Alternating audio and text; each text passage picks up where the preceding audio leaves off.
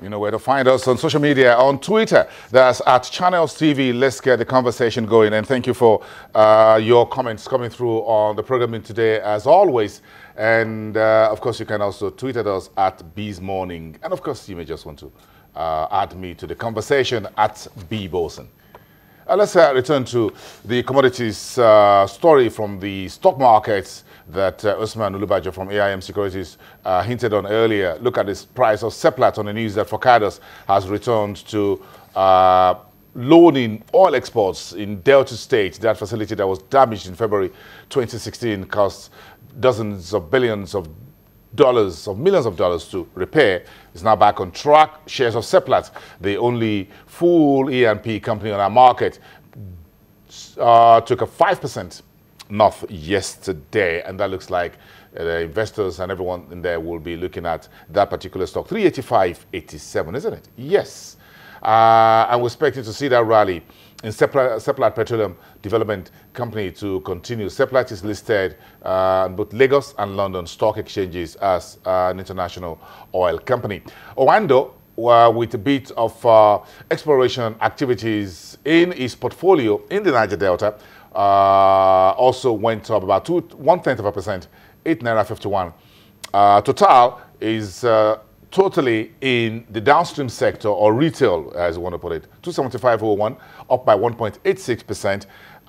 If you take that away and go to the top of the table, you find 40 Oil rallying the most among the big seven, 10.2%, 1.064 million shares at 52.92. 40 Oil is looking like a comeback kid on the block, and you need to keep an eye on that stock. Mobil was a red shoot on Wednesday, down by 0.5%, 287. The rest, Corn Oil and MRS, remain unchanged. That sector actually was up 2.96, that's about 3%. Year to date, that improved its position to almost 10%, that's about half of the total market index return, about 21% now, if you add 1.51% to the all share index of Wednesday.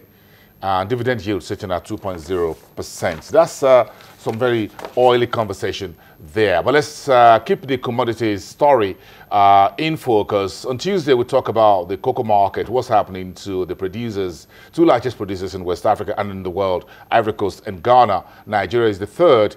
And if you step over, you find Cameroon also bringing a bit more into that space. But so we're going to talk more about the Nigeria cocoa market from financial derivatives company. Bonali Olutosi, one of the research analysts here in the studio, live with us here this morning, Thursday. Good to have you again. Thank you. Okay, so let's have some more cocoa conversation. Yeah. Yes, where are we as far as Nigeria is concerned? Anything you've gathered? So far, Nigeria, we only produce about 230,000 metric tons, and that has put us, you know, at the position of number 7. You know, we're competing with worldwide. Worldwide. We're competing with Russia at the moment. It's sad news because obviously at some point in the 1970s, we were actually one of the top producers, and then we moved on to number 3, and now we're actually number 7, and it just shows that, you know, some of the initiatives the government is actually putting, it's not actually feeding into the market. We're not seeing increased supply of cocoa, and according to NBS, cocoa only contributes 0.5% to our exports, which is sad news, you know, because we need to also find ways to boost our external reserves apart from, you know, the oil news, which is not, you know, booming at the moment. Are we suffering in Nigeria from what the problems other cocoa producers face? Or we have some peculiarities of our own problems bringing us down from number 3 to number 1 between the top 3 over the years to number 7?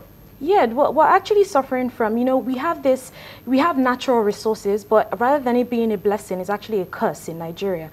You know, we have those resources, but we're not actually using, you know, those resources efficiently. And from what I've gathered, it seems like the cocoa industry in Nigeria is actually a cartel. So it's not giving room for, you know, the youth to actually do or make good changes to the cocoa industry. And also other peculiarities to Nigeria is that the fact that most of the cocoa farmers are aging.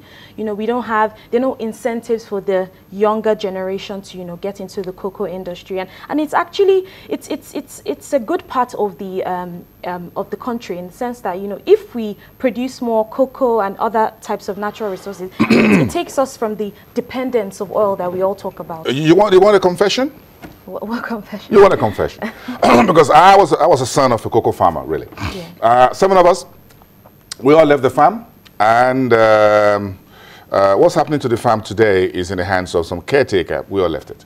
Okay, so let me just make that a public confession and what you call transparency and accountability. 7 of us, we left the farm somewhere in Osun State. Yes. I haven't been there for years, and when I say years, I mean north of a decade. I still know where to find my way there. Yeah. But I'm not too sure I know where the boundaries are, but we just left it there.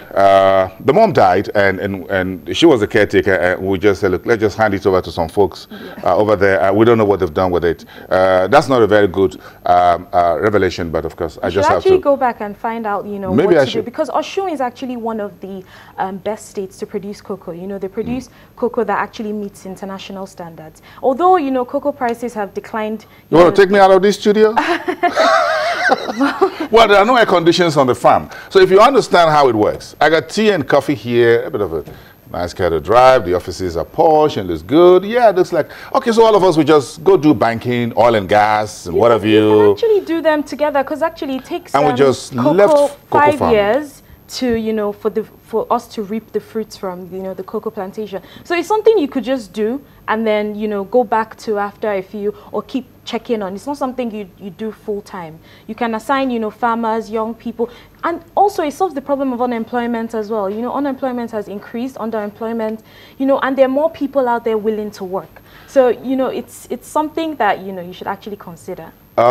I'm surprised you're preaching back to farm to me on a Thursday morning, maybe this weekend, I don't know when, but I'm going to put that on my calendar sometime. Get back to that farm, see what is going on with the cocoa farm in Osun State. But a few things I heard during the Additional's administration, when he was the Minister of Agriculture, about the problem with